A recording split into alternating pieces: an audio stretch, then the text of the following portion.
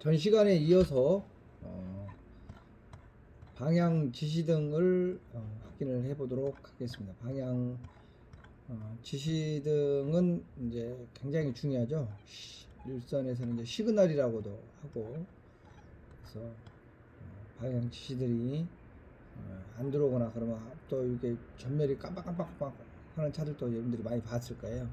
그래서 전구 램프가 나가거나 전구의 저항이 배선이나 이런 것들이 이제 잘못되면, 접촉이라든가 잘못되면 깜빡깜빡 합니다. 이것들 다 방향 지시등이고요. 자동차의 앞면, 그다음에 뒷면 또는 옆면에 이제 기준에 이제 적합한 방향 지시등을 이제 설치를 해야 됩니다. 그래서 자동차의 앞면, 뒷면, 또 옆면, 좌우에 각각 하나씩 설치를 해야 되겠죠. 다만 승용차와 차량 총 중량 3.5톤 이하인 화물 자동차는 특수 자동차는 자동차의 두 개의 뒷면 방향을 추가로 또 설치를 할 수가 있습니다. 분한차를 제외하고는 다 할 수가 있고, 등광색은 방향 지시등은 뭘 일까요? 호박색입니다. 호박색. 방향 지시등은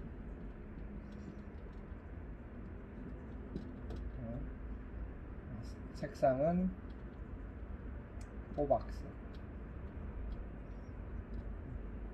호박색으로 황색이라고 해야 되는데 호박색이라고 하더라고요, 법규에는. 그 다음에 방향 지시등의 설치 및 광도 기준에 적합해야 되고,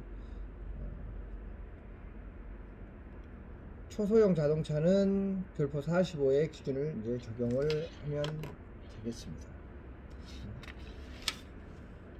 교재 161페이지입니다. 161쪽.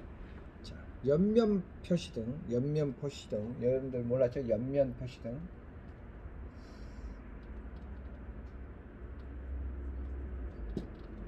옆면 표시등. 길이가 6m 이상인 자동차, 6m면 꽤 크죠. 6m 이상인 자동차는 옆면 표시등을 설치를 해야 됩니다. 꼭. 그래서 이것도 등광색은 호박색으로 해야 되고, 그 다음에 뒷부분은 옆면에 또 설치되면은 그냥 적색도 가능해요. 그리고 옆면 표시등의 설치 및 광도 기준은 별표에서 이제 적용하는 대로 하면 되겠고요. 그 다음 비상 전멸 표시등이라고 있습니다. 비상등, 그걸 말하는 겁니다. 모든 비상 표시등은 동시에 작동하는 구조에 대해 좌우가 비상전멸 표시등의 작동 기준에 적합해야 되고, 그 다음에 후방 충돌 경고등이라고 있습니다. 후행하는 자동차의 추돌을 방지하기 위해 후방 추돌 경고등을 설치하는 경우는 다음 기준에 의해서 적합하게 설치해야 되겠죠. 후방 추돌 경고 신호의 발생과 동시에 후방 추돌 경고등이 작동을 해야 되고, 후방 추돌 경고등은 교재에 162쪽에 나와 있는 별표 기준을 보시면 참고하시면 되겠습니다. 자, 그래서 지금까지 학습한 각종 증화 장치의 검사 기준과 방법 및 판정 기준을 교재를 통해서 이제 우리는 학습을 했습니다. 그래서 검사 기준하고 또 검사 방법에 대해서 한번 비사업용 자동차를 이야기하는 겁니다. 그래서 한번 살펴보도록 하죠. 등화장치 중에서 정위치에 견고히 부착되어 작동에 이상이 없어야 되겠죠. 또 손상이 깨지거나 손상이 없어야 되고, 등광색은 안전기준에 맞는 색깔, 아까도 백색, 적색, 호박색 막 있었잖아요.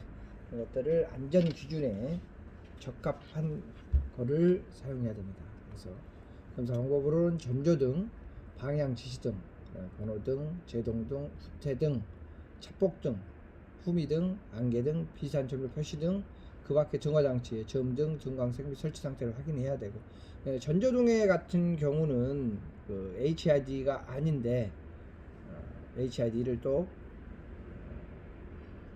밝은 거를 꽂았다, 장착을 했다, 그러면 불법으로 돼서 인증받지 않은 부품은 부적합이 되겠습니다.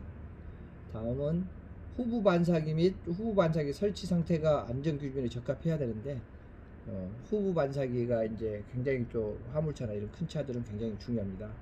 후부 반사기 및 후부 반사기 설치 상태를 꼭 확인을 해줘야 되겠습니다. 그다음에 이제 우리가 또 이제 점검해야 될 게 어린이 운송용 승합 자동차가 있어요. 학원차 같은 것들 있잖아요. 그 승합차에 설치된 표시등, 그런 표시등이 안전 기준에 작동 상태를 확인해야 되겠죠. 그다음에 안전 기준에서 정하지 아니한 등화는 금지 등화가 없어야 되겠습니다. 안전기준에 위배되는 등화를 설치를 하면 제거하고 다시 검사를 해야 됩니다. 자, 판정 기준을 한번 살펴보도록 하죠.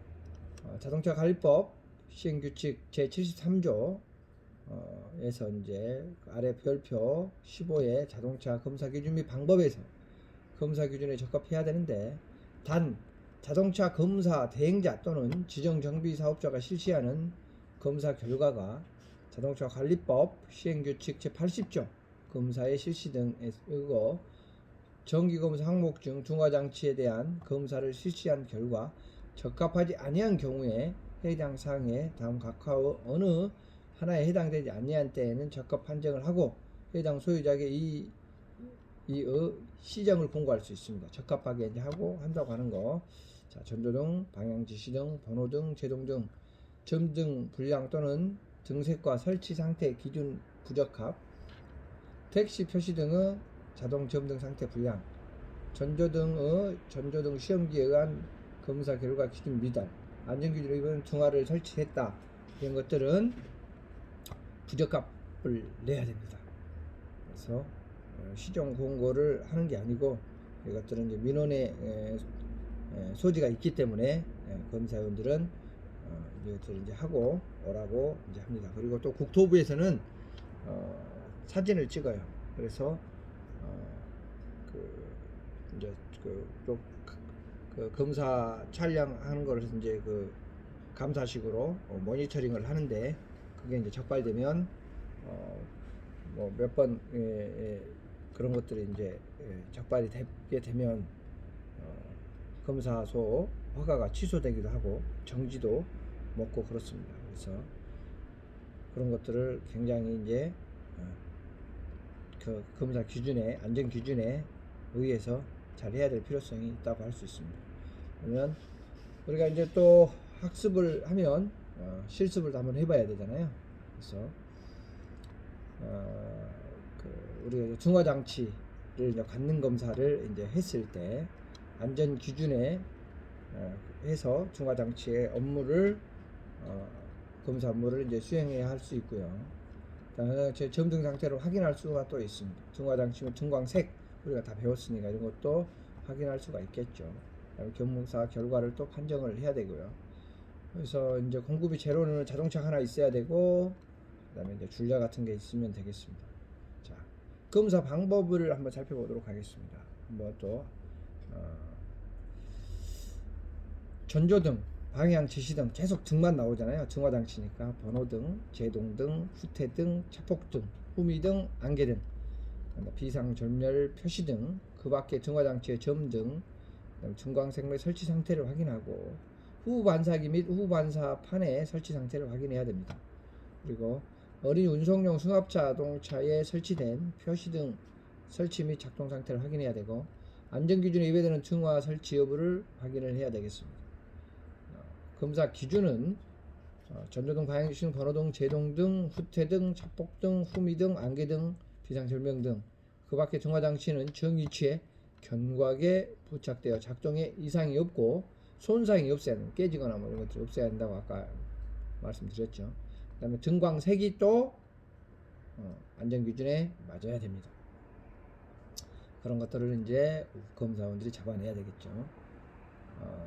후부 반사기면 후부 반사판의 설치 상태가 안전기준에 적합해야 되고, 어린이 운송용 승합차에 설치된 표시등 그런 것들은 안전기준에 또 적합해야 되겠죠. 안전기준에 정하지 아니한 등화 및 금지 등화가 있어서는 안 되겠죠. 금지 등화는 보면 그 대통령이나 높은 고위직들이 그 경광등 막 설치한 것들 있잖아요. 경광등 같은 것들이 이제 불법 증화라고 할 수 있습니다. 일반 차들은 증화를 경광등 같은 거를 달 수가 없습니다. 그다음에 판정 기준을 한번 살펴보도록 합니다.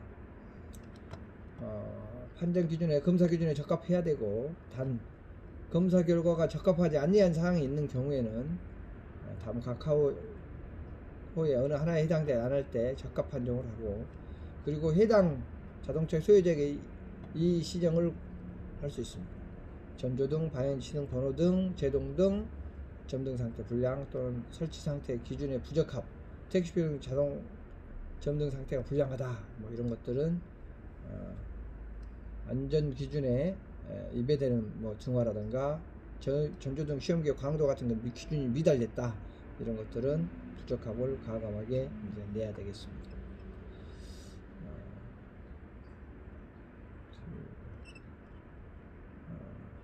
등화장치 갖는 검사를 이제 봤는데요. 진단 항목과 검사 기준에 의해 이런 것들을 우리가 이제 시험 공부할 수 있고 검사를 할 수 있다는 것을 우리는 이제 확인을 했습니다. 그래서 마지막으로 학습 정리를 한번 해보도록 하겠습니다. 이 장에서는 자동차 검사 시 증화장치의 관능검사 방법의 판정 기준에 대해서 학습을 했습니다. 자동차 관리법에서 정하는 기준에 의해서 증화장치의 관능검사를 실시하고 정할 수 있도록 했습니다.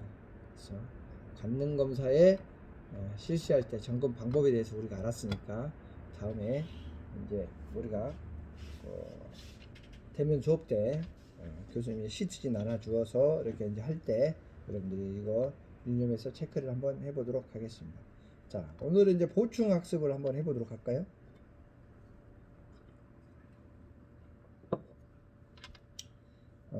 광도 및 조도가 있습니다. 광도. 우리가 이제 빛이 단위에 이제 광도 및 조도가 있는데요. 빛의 물질량에는 광속, 광도, 조도, 희도 등이 있는데, 여기에는 전조등 시험기에 관련된 광도, 조도에 대해서 한번 알아보도록 하겠습니다. 자, 광도란 무엇인가? 광도는 광으로 빛의 세기를 나타내는 것입니다. 그 단위는 CD, 칸델라를 사용합니다. 1 칸델라는 백금의 응고점 1769도씨에서 흑채 1제곱센치의 평탄한 표면 광도의 60분의 1로 정의가 되어 있다고 할 수 있습니다. 그 다음에 조도는 무엇인가? 빛을 받는 면의 밝기를 나타내는 것으로, 단위는 조도는 룩스를 씁니다. 1룩스는 1칼렌다의 광으로부터 1m의 거리의 수직면의 밝기를 말하는 것이 이제 조도라고 할 수 있습니다. 그다음에 광도와 조도의 관계를 한번 살펴보죠.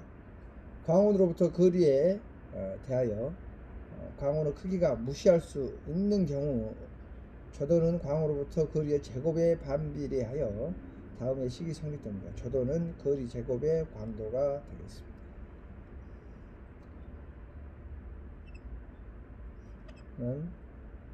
여기까지 이제 그 등화 장치까지 학습을 했고요. 다음은 한 15분에 걸쳐서 동력 절달 장치까지, 오늘 동력 절달 장치 확인하기까지 하고 오늘 수업을 마무리하는 걸로 하겠습니다. 동력 전달 장치 확인하기 학습 목표를 설명해 드리도록 하겠습니다. 자동차 관리법 등의 자동차 검사 업무와 동력 절달 관능 검사 및 판정 기준에 대해서 학습하여 관능 검사를 실시하고 판정할 수 있습니다. 우리가 그래서 동력 전달 장치가 오늘 무엇인지를 설명을 해 드리도록 하겠습니다. 세부 목표로는 자동차 검사 기준 및 방법에 따라 동력 절달 장치의 검사 업무를 수행할 수 있고요. 자동차 검사 기준 및 방법에 따라 동력 전달 장치의 안전 기준 준수 여부를 확인할 수 있고, 동력 전달 장치의 검사 결과에 따라 안전 기준 적합 여부를 판정할 수가 있습니다. 주 용어로는 동력 전달 장치에 대해서 한번 해보겠습니다. 여러분들 이제 또 눈치가 채셨을 거예요. 동력 전달 장치라고 하는 것은 동력을 엔진에서 이제 기관에서 원동기에서 다 똑같은 얘기입니다. 동력을 발생을 해요. 동력을 발생해서 변속기라든가 어찌됐든 에너지를 이용해서 바퀴를 굴러가게 하는 것이 이제 동력을 전달하는 거잖아요. 그래서 슬립을 하거나 미끄러지거나 바퀴까지 동력이 전달이 안 되면 어렵겠죠. 그래서 그런 동력 전달 장치가 무엇인지 한번 살펴보도록 하죠.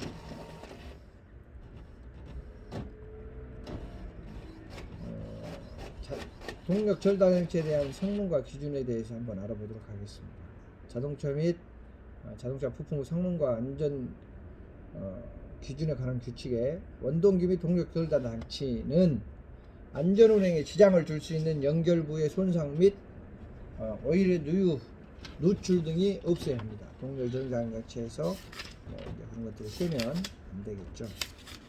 그래서 교재 171쪽 171페이지 여러분들이 보시면 되겠습니다.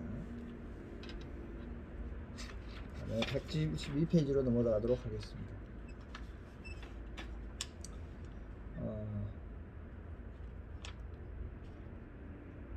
별표 15 자동차 검사 기준의 방법을 한번 보도록 하겠습니다. 동력 정류장 장치는 손상, 변형, 누유가 없어야 됩니다. 그러니까 이제 변속기 같은 것들 있잖아요. 변속기 작동 및 누유 여부를 확인하고 추진축, 동력에 연결하는 추진축, 연결 부위, 그다음에 변형 부위를 확인을 해야 되고, 그다음에 클러치 페달의 유격이 적정하고 자동 변속기 선택 레버의 작동 상태 및 현재 위치와 표시가 맞아야 되겠죠. 그다음에 클러치 페달의 유격 적정 여부하고 자동 변속기의 선택 레버의 작동 상태 및 위치를 표시를 이제 검사원이 DRND 뭐 이렇게 해가지고 P 뭐 이렇게 해서 잘 되는지 봐야 되겠죠. 판정 기준을 한번 살펴보도록 합니다.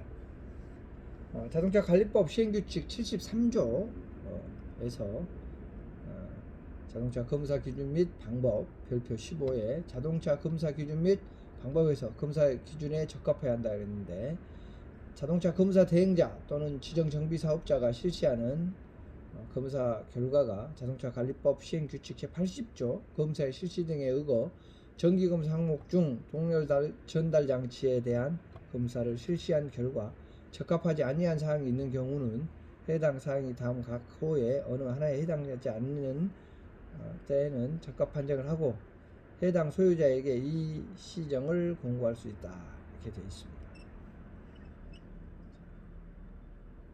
동력 전달 장치라고 하는 것은 이제 클러치 뭐 이런 것들은 슬립하는 부분 이런 부분들을 이제 보는 거예요.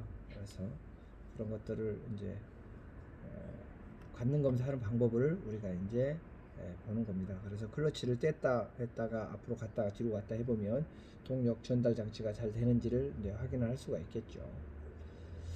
오늘 또 실습을 하는 방법을 또 한번 알아보도록 하겠습니다. 동력 전달 장치의 관능 검사. 검사 기준 및 방법에 따라 동력 전달 장치의 검사 업무를 수행할 수가 있고요. 검사 기준 및 방법에 따라 동력 전달의 안전 기준 여부를 확인할 수가 있습니다. 자동차 한 대 있으면 되겠고 특별한 공부는 없어도 될 것 같습니다. 자, 검사 방법을 한번 보도록 하겠습니다. 수동이든 자동이든 변속기 및 작동 됐을 때 누유, 그러니까 엔진 오일도 누유가 있어서는 안 되고 변속기 오일도 누유가 있으면 안 되겠죠. 추진축 및 연결부의 손상, 또 변형 뭐 이런 것들을 확인을 해야 되고, 클러치 페달, 이제 수동 변속기의 경우 클러치 페달의 유격, 클러치 페달이 너무 이제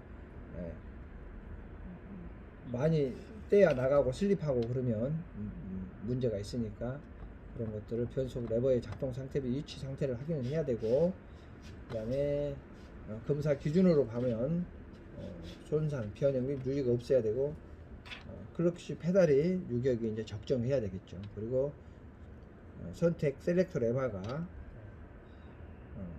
정확히 계기판을 표시한 위치에 딱 맞아 떨어져야 되겠죠.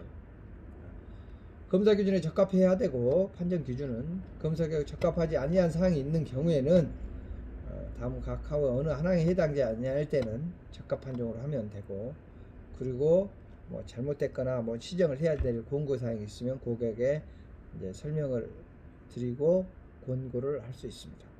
그래서 안전및 유의사항에는 평평한路面에 이제 주차해야 되고, 타이어 같은 것들이 이제 안전사항에 뭐 위배됐으면 교환해야 되고, 뭐 그렇습니다. 그래서 육안으로 이제 관능은 보는 거잖아요. 그래서 변속기 여부 또 추진축 뭐 이런 것들이 있으면 안 되니까 그런 것들을 꼼꼼하게 살펴야 되겠습니다. 오늘 학습한 거를 한번 정리 한번 해보도록 하겠습니다.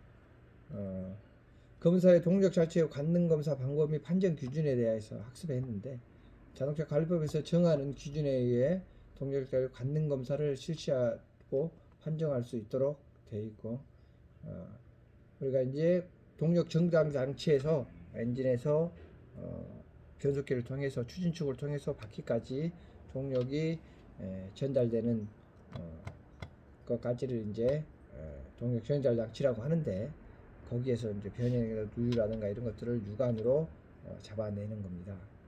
그래서 그런 것들을 매 눈으로 이제 봐야 검사용이 잘 될 수가 있겠죠. 그래서 오늘 선생님과 같이 2강에 2강으로 이제 수업을 했는데, 첫 번째로 원동기 상태를 확인했고, 그 다음에 등화 장치, 안전 기준에서 중광색이라든가 이런 것들을